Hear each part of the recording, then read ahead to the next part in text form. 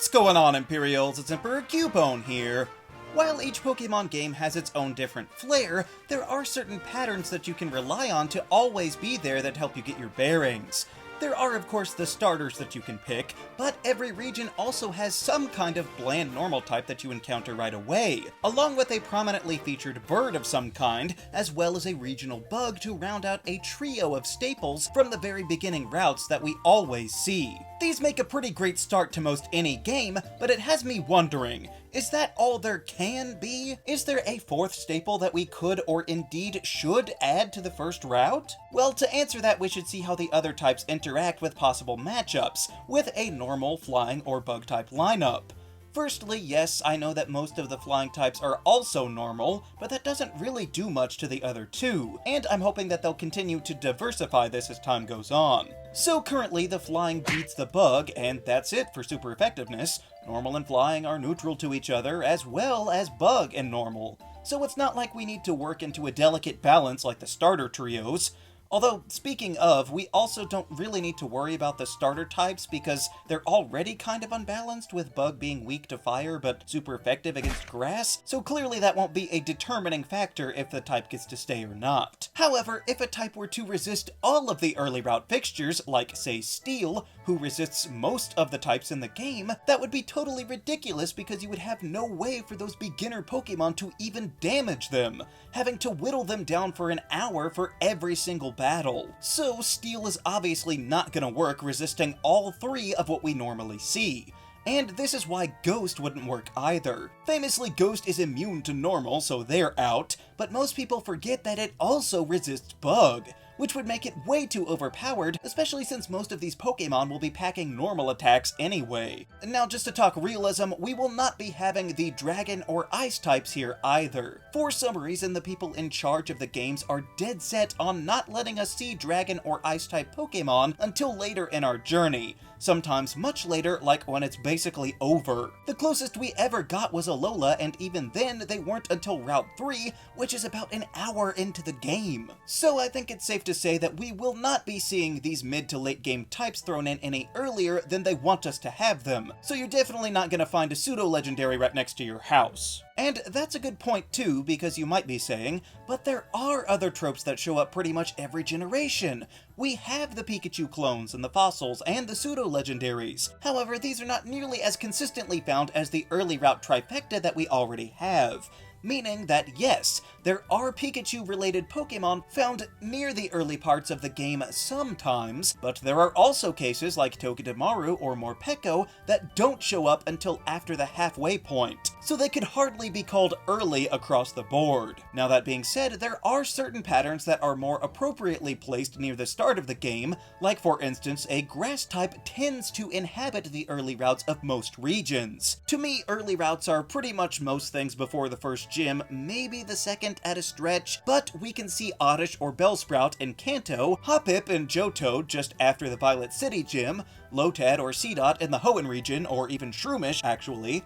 Then there's Budew over in Sinnoh, and then it kinda starts to fall off a bit since Unova doesn't even let you get its bird or bugs from the beginning.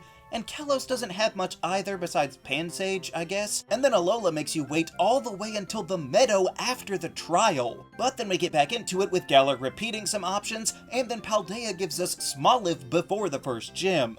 So it's almost there as is, but how does Grass actually stack up against the mainstays? Well, it does help out Bug by giving it something to be super effective against, so that is nice, but then of course Flying would kind of be OP, beating out half of the early game options. So while Grass is one of the closest, I don't think it would actually help all that much. And even though it's not the determining factor, it's redundant when you can pick a starter of that type. And I think that the Rock type is in a similar boat, since numerous regions do have a Rock line that can be found before the first gym. But it doesn't really mesh with the types of the other Pokemon, getting to hit the Flying and Bug super effectively, on top of resisting normal. That means that if we guaranteed a rock type on the first or second route, you would never use anything else if it can effortlessly stand up to everything around it. I mean, we all remember Onyx in Gen 1 sitting there for days soaking up hits, so this is the same problem as Steel, but worse because it would squash two other options without a second thought. And also, as much as I love ground, I don't think it would slide in here very well, since flying is obviously immune to it and Bug also resists ground, so hitting normal is good, but being so limited wouldn't really benefit anybody to try and shoehorn it into the current setup. Also, this may seem odd, but I think it makes sense to limit types that are overly special in nature.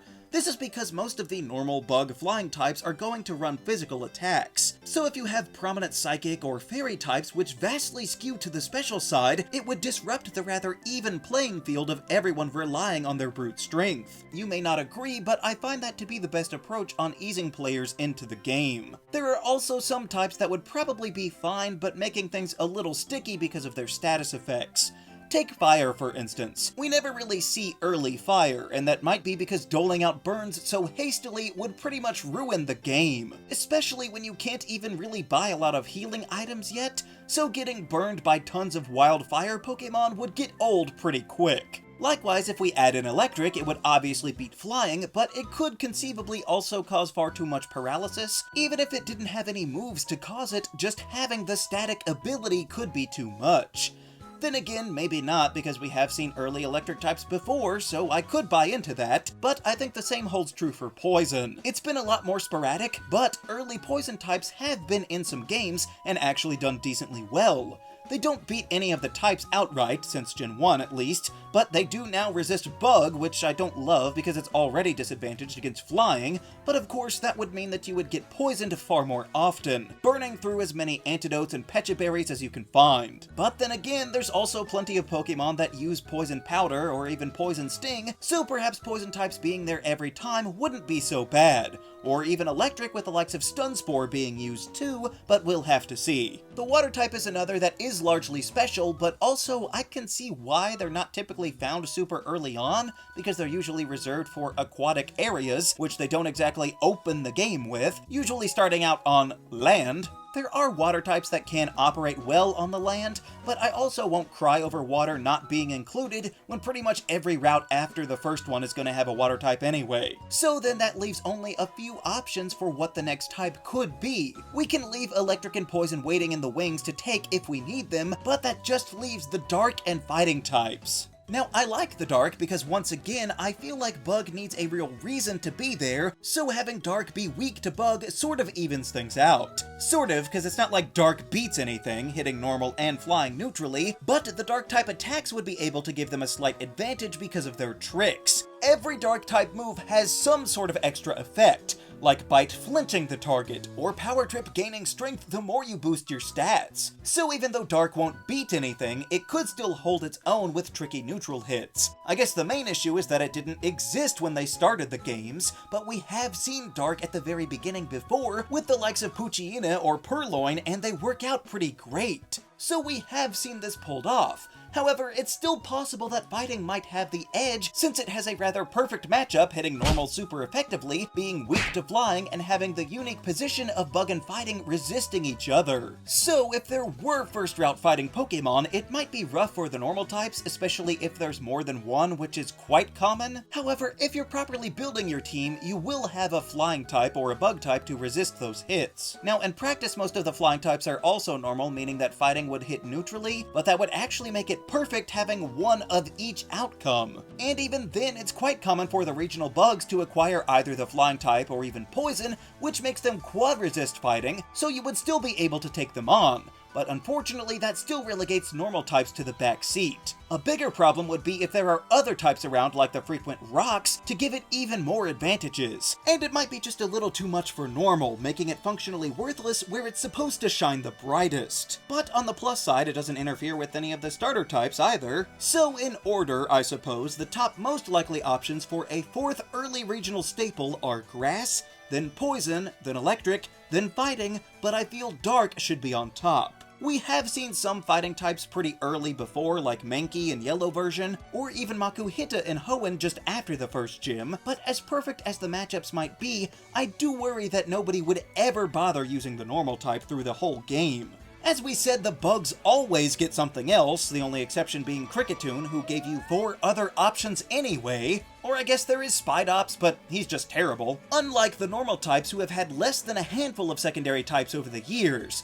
whereas if we had the dark type, nobody would have to worry about being useless. As I said before, it actually makes things more even to throw dark into the mix, so that the regional bugs have something to beat instead of only losing to the birds. But the dark still hits bug for neutral damage, just like the other 2 mainstays. And all of the starter types, by the way. You might have the concern of dark messing up any potential secondary typings that your starter might get, but those are usually reserved for the final stages, which you're not gonna hit on the first route anyway. So as we said, some Pokemon games already have dark types on their first routes, like Hoenn and Unova, and even Galar actually has Nickit on Route 1 with the regional Zigzagoon early on too. Oh, and even the Trainer School on Route 1 in Alola has dark regional Meowth. And of course, Mastiff is easily picked up before the first gym in Paldea. So that's a fair amount of the games covered already if we could just get them all in a pseudo-official capacity. But what other Pokemon could we promote? Inkay might be a little strong for Kalos, but we could also use one of the past Pokemon in the game for the early routes too, and for Sinnoh we could obviously throw in a Stunky, at the very least as early as Route 204 above Jubilife. The earliest games are much harder, but I guess we can at least use an Alolan Rattata and Kanto, since you can at least get one in the Let's Go games,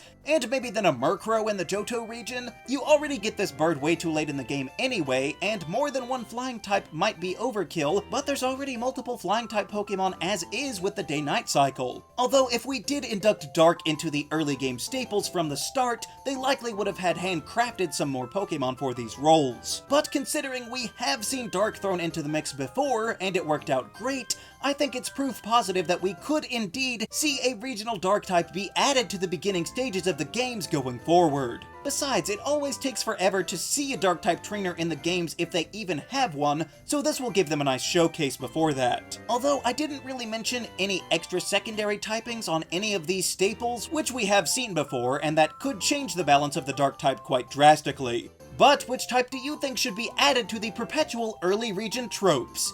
Let me know down in the comments. Also be sure to leave a like, share this video, and subscribe so that you too can become an Imperial today. And until next time, stay grounded.